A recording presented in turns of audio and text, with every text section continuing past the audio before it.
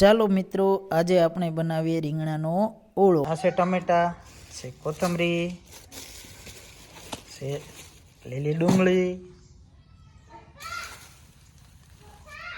આ છે સૂકી ડુંગળી, આ છે અહીંયાના રીંગણા દેશી।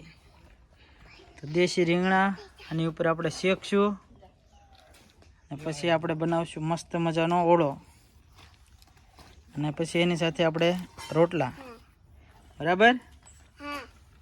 રોટલા અને ઓળો ખાવા માટે તૈયાર છો ને દિનશા? ઓળો ખાવાનો છે ને આજ? ઠીક છે, દેવાના બધા રીંગણામાં। આ પારસભાઈ છે અમારે, રીંગણાના કાળા પડે છે।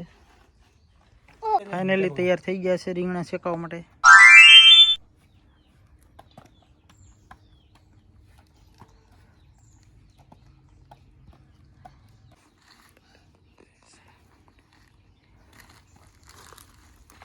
इधर बैठ जा।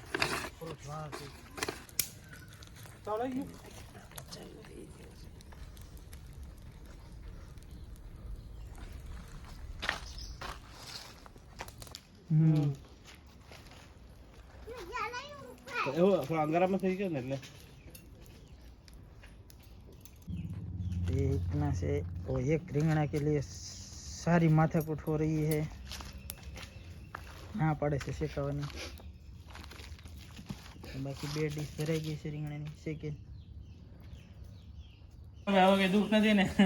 ફાઇનલી આપણે રીંગણા શેકાઈ ગયા છે। હવે આપણે એને ખોલી નાખીએ। ખોલીને આની અંદર નાખશું વાસણમાં। ભાઈ ટમેટા કાપી રહ્યા છે, ડુંગળી પેક છે, કોથમરી છે, ફોટા વચ્ચે ધીમે ધીમે રીંગણા છે એ ફોલાઈ રહ્યા છે।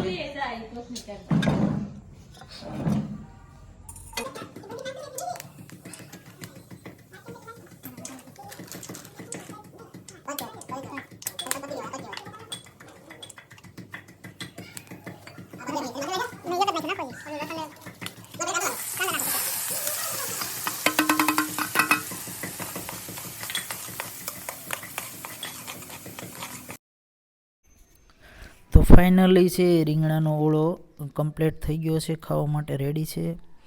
અને અહીંયા સાથે સાથે બાજરાના રોટલા પણ બની રહ્યા છે ચૂલા ઉપર। તો બાજરાના રોટલા પણ તૈયાર થઈ ચૂક્યા છે। અને એમની સાથે સાથે જે લોકોને બાજરાનો રોટલો ન ખાવો હોય તેના માટે ભાખરી પણ બનાવવામાં આવી છે। તો ચાલો મિત્રો સાથે મળી અને ઓળો અને રોટલો ખાઈએ।